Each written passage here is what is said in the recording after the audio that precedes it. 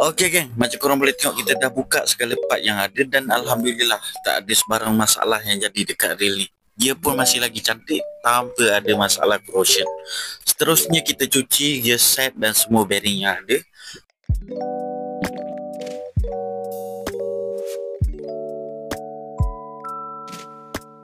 Kita bersihkan juga frame body.